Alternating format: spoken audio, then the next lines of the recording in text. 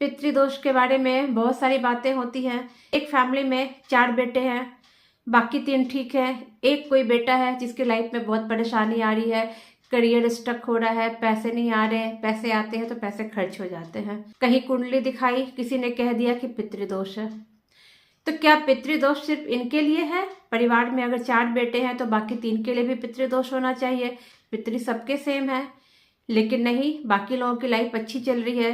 कभी सोचा है ऐसा क्यों होता है? पितृदोष है तो सबके लिए सेम होना चाहिए। एक्चुअल में पितृदोष जैसी चीजें नहीं होती हैं, इसका कुछ अदर फॉर्म होता है।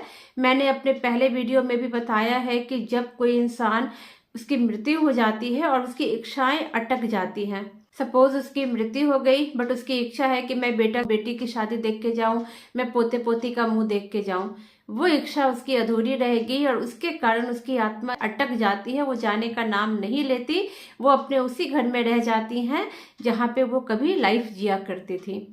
तो जब कोई इस तरह की सोल आपके आसपास रहेगी तो ऑब्वियसली आपके जीवन में कुछ निगेटिविटी आती है, ये होता है वो दोष। इसमें कुछ और भी बातें होती हैं। मैं ये एक केस आपसे डिस्कस कर रही हूँ। जैसे कि एक परिवार में 4 लड़के हैं, 4 बेटे में 3 बेटे बिल्कुल वेल सेटल्ड हैं और कोई एक बेटा है जिनकी लाइफ में पैसे नहीं आते हैं, पैसे आते भी हैं तो पैसे टिकते नहीं हैं और काफ़ी सारी परेशानी हो रही है। उनकी कुंडली को दिखाया गया तो उनको बोला गया कि इनको पितृदोष है, बट एक्चुअल में जब उनका पास्ट लाइफ रिग्रेशन किया गया तो ये पता चला कि ये पितृदोष जो कहा जा रहा है, इनफैक्ट ये खुद वो दोषी है।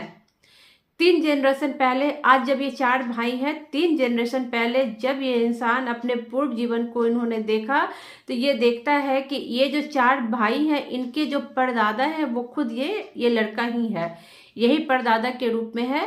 और वहाँ पर उसने पैसों का बहुत गबन किया था। पैसे के जो कहते हैं ना, हेरा फेरी, दूसरों के पैसे ले लेना, अपने परिवार को पैसे देना, लगा देना, ये सारे काम उसने बहुत किए थे।